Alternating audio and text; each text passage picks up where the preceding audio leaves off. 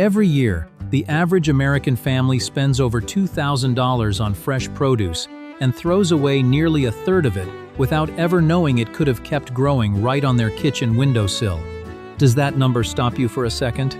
Welcome back to Martha's Backyard Farm. If you are new here, I am really glad you found us. Go ahead and hit that subscribe button so you do not miss what is coming next. Now let me paint you a picture. You walk back from the grocery store, set your bags down on the counter, and start sorting through what you bought. A bunch of green onions, a head of celery, some leeks, a bag of carrots, a few bulbs of garlic, a knob of fresh ginger. You spent real money on all of it. $4 here, $5 there, week after week, 52 weeks a year. And at the end of the week, you take the root ends, the leafy tops, the base stumps, and you drop them straight into the trash without a second thought. Here is what nobody at that grocery store will ever tell you. Almost every one of those parts you just threw away will grow back into a new plant. Some give you a full harvest. Some give you fresh greens for your salads and soups. All of them give you something. This is not some trendy gardening hack. This is kitchen knowledge that families across America quietly practiced for 200 years, and somewhere along the way, most of us simply stopped doing it. Today, we bring it back. I am going to walk you through 15 vegetables and herbs you can regrow from grocery store scraps, and I will go deeper than most guides ever do, covering the right soil, the light your plants actually need, and the exact mistakes that cause most people to give up after the very first try. Before I walk you through each plant, I want to give you the one principle that holds all of this together. Regrowing from scraps works on a simple idea: water to start the roots, light to fuel the growth, and time to let the plant do what it was already designed to do. A small glass, a sunny windowsill, and a little patience. But here is the piece most guides skip entirely. And it is the reason a lot of people try this once and fail. Not all grocery store produce regrows equally well. The Environmental Working Group's 2026 Shopper's Guide found that 90% of conventional potatoes in the United States contain chlorprophene, a sprout inhibitor applied after harvest to stop the potato from doing exactly what we want it to do. This chemical was banned by the European Union in 2019 over health concerns, but remains fully legal here in the United States. The same treatments are applied to conventional garlic. So for potatoes and garlic specifically, you have 3 reliable options. Buy certified USDA organic, buy from a local farmer's market, or use any potato or garlic clove in your kitchen that has already begun sprouting on its own. That green tip pushing out of the clove, those small knobby sprouts on the potato in your pantry, that is your signal. The plant is alive and ready regardless of any chemical treatment. For the other 6 vegetables in this group, regular grocery store produce works just fine. Now let us go through all 8, starting with the easiest. Green onions are where I tell everyone to begin. Save the bottom inch of each stalk, the white root end with the small roots still attached. Place them upright in a narrow glass jar with about an inch of water so the roots are submerged, but the green stems stay dry above. A narrow-mouthed jar keeps the stalks standing straight without tipping. Set it on a sunny windowsill, and within 2 to 3 days the green tops are visibly reaching upward. By day 7, you have green onions long enough to snip with scissors. Change the water every 1 to 2 days, and the same root keeps producing for 3 to 5 rounds. Ginger works differently because it goes straight into soil, not water. Take a chunky knob with visible bumps on the surface. Those are the eyes where shoots will emerge. Plant it half an inch deep in a wide pot of rich potting mix, with eyes pointing upward, water lightly, and place it somewhere warm and shaded. Here is the most important thing about ginger. Do not give up on it. 3 to 8 weeks can pass with nothing visible above the soil, and most people throw it out right when the rhizome is quietly building its root system underground. Keep the soil evenly moist and warm between 70 and 85 degrees Fahrenheit, and by end of season, you will have 1 to 2 pounds of fresh ginger ready to harvest. Garlic requires the most patience, but delivers one of the most satisfying returns. In the fall, separate a bulb into individual cloves, and plant only the largest ones, 2 inches deep, with the pointy end up. 6 inches apart, in loose soil. Mulch with straw for winter and walk away. By July, when the lower leaves begin to brown, lift the bulbs. 1 clove planted in October becomes 1 full bulb the following summer, and a single grocery store bulb becomes 10 to 12 bulbs if you plant every large clove it contains. Potatoes follow the same principle. Cut a sprouting potato into chunks with at least 1 eye per piece. Let the cut surfaces dry on the counter for a full day to callus over and resist rot, then plant 6 inches deep with eyes facing upward. 1 pound planted becomes roughly 10 pounds harvested in good loose soil. Romaine and head lettuce regrow from the base. Cut the bottom 2 inches off, place it cut side up in a shallow dish with ½ inch of water, and new tender leaves push up from the center within 3 to 5 days. Transplant into soil once roots are visible for stronger continued production.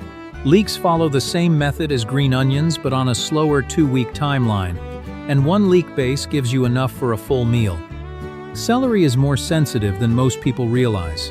Utah State University Extension confirms that any water stress causes stalks to become stringy and bitter, so change the water every single day and never leave the base in water longer than 10 days, or the outer stalks will rot.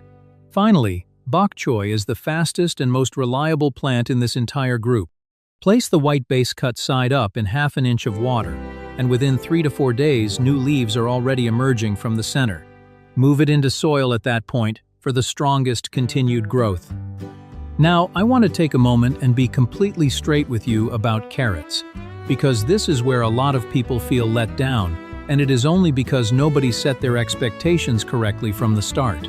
When you place the top inch of a carrot in a shallow dish of water, cut side down and stem side up, you will see feathery green fern-like leaves growing upward within a week.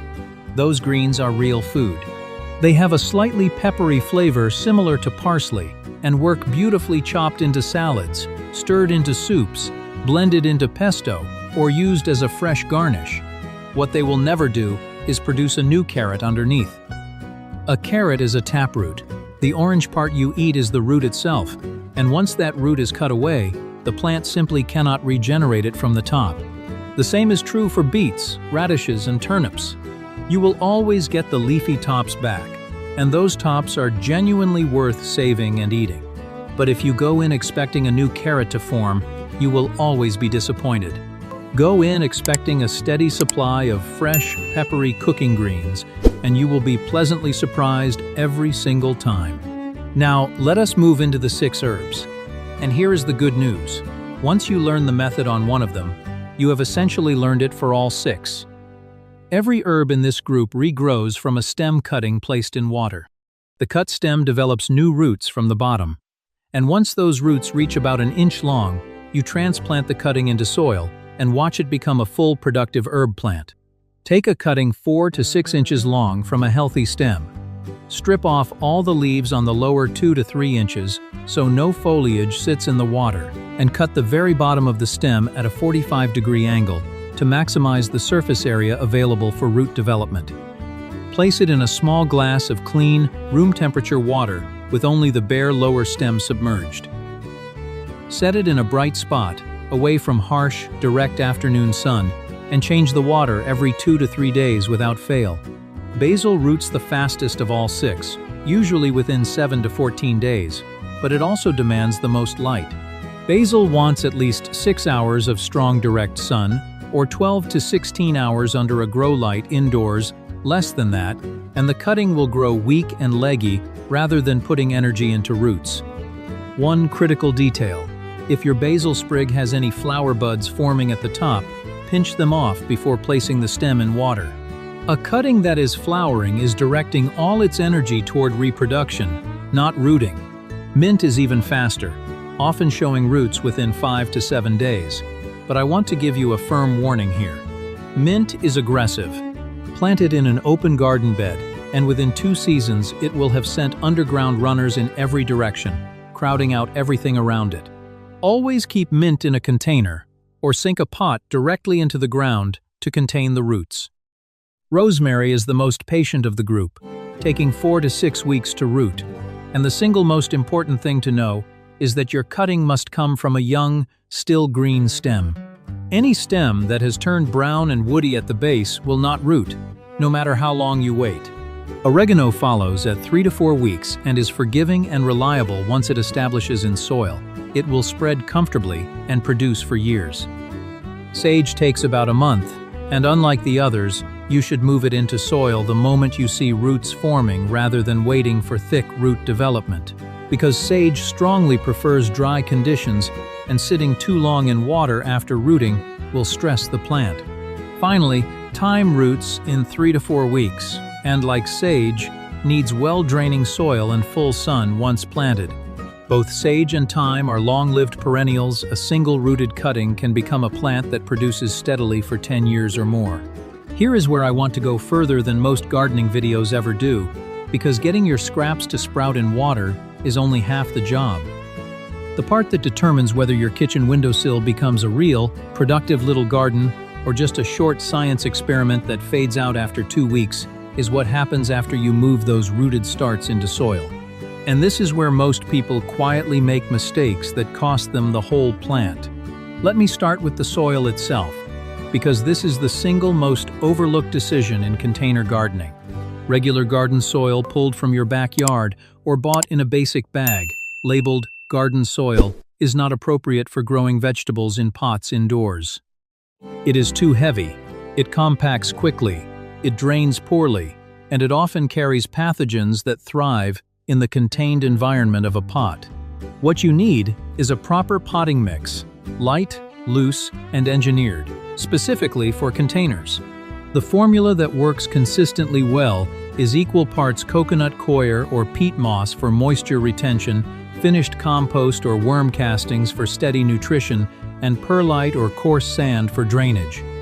If you prefer to buy ready-made, 2 of the most trusted options widely available across the United States are Fox Farm Ocean Forest, which contains worm castings, bat guano, fish meal, and crab meal and feeds plants for months without additional fertilizer, and Miracle Grow Performance Organics, which carries the OMRI Organic certification and works reliably for both indoor and outdoor container vegetables. Knowing when to make the move from water to soil is just as important as the soil you choose. The right moment is when roots are clearly visible through the glass and have reached about 1 inch in length, long enough to anchor the plant in soil, but not so long that they have adapted entirely to a water environment. Roots that develop in water and roots that thrive in soil are structurally different, and a cutting left in water far too long will actually struggle to transition.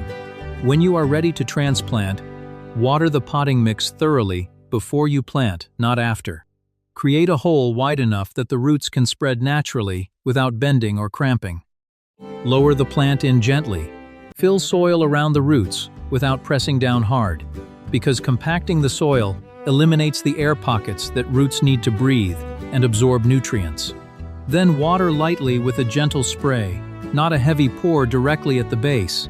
Now let us talk about light, because this is the other variable that separates thriving plants from struggling ones. In the United States, a south-facing window is your best friend for a kitchen windowsill garden.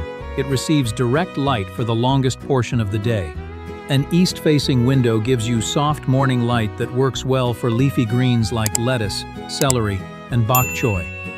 A west-facing window delivers hotter afternoon sun that suits herbs like basil, thyme, and oregano. A north-facing window, honestly, will not give most of these plants enough energy to grow well. If that is what you have, a simple LED grow light running 12 to 16 hours a day, positioned no more than 12 inches above the plants, will fully compensate. Watch your plants carefully for signs of light deficiency. Stems stretching long and thin toward the window, leaves smaller than normal, color turning pale or yellowish, and growth slowing noticeably. Rotate your pots a quarter turn every 2 to 3 days, so every side of the plant receives even exposure. Finally, I want to give you the 5 mistakes I see most often, because avoiding them will save you weeks of frustration. Leaving water unchanged allows bacteria to build up and suffocate the developing roots before they ever have a chance. Change it every 1 to 2 days. Not when you remember. Submerging too much of the stem in water deprives the cutting of the oxygen it needs. Only the bare lower portion goes in the water. Everything above stays dry. Placing new cuttings in strong, direct afternoon sun too early scorches the tender new growth before it has hardened off. Start with bright, indirect light and move gradually towards stronger sun over the first week. Giving up on ginger before the 8-week mark is one of the most common losses I hear about. There will be nothing visible above the soil for weeks, and that silence does not mean failure. And finally, using conventional potatoes or garlic without checking whether they have already sprouted naturally is a setup for disappointment. Those sprout inhibitor chemicals can remain active for up to 6 months after the potato or garlic was treated at the warehouse. So let us step back and look at the full picture of what we covered today. 15 vegetables and herbs. 8 that regrow real food from scraps you were already throwing away. 6 herbs that propagate themselves indefinitely from a single stem, cutting in a glass of water. And 1 honest truth about carrots that will save you from disappointment. A family that works through all 15 of these consistently, even part-time, even imperfectly, can realistically take $300 to $500 off their annual grocery bill just from kitchen scrap regrowing alone.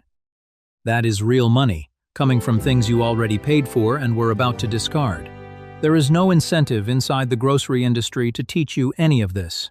Every root end you save is a bunch of green onions they do not sell you next week. Every garlic clove you plant is a full bulb you do not buy next summer. This knowledge did not disappear because it stopped working. It disappeared because nobody kept passing it down. And that changes today. Here is your 1 action for this week. The next time you cook with green onions, save the bottom inch of each stalk, stand them up in a jar with an inch of water, and set that jar on your sunniest windowsill. 7 days from now, you will have fresh green onions growing in your kitchen, and once you see that happen with your own eyes, you will never look at your vegetable scraps the same way again. After the green onions are going, add bok choy, then celery, then a piece of ginger and a pot of soil. Build it 1 plant at a time, and within a month, your windowsill becomes a quiet, productive garden that costs you nothing. I want to hear from you in the comments below. Which of these 15 have you already tried? Which one are you most excited to start with this week? And if your grandmother or your mother kept her own kitchen window garden, tell me what she grew and where she lived, because every family has its own version of this knowledge. And the comments section is how we keep it from being lost for good. Next time, I am going to show you the old practice of saving seeds from one season's garden to plant the following year, so that a single packet of seeds bought once becomes generations of seeds you never have to pay for again. Until then, save those roots, fill that windowsill, and remember that almost everything you bring home from the grocery store is willing to give you more if you simply give it the chance.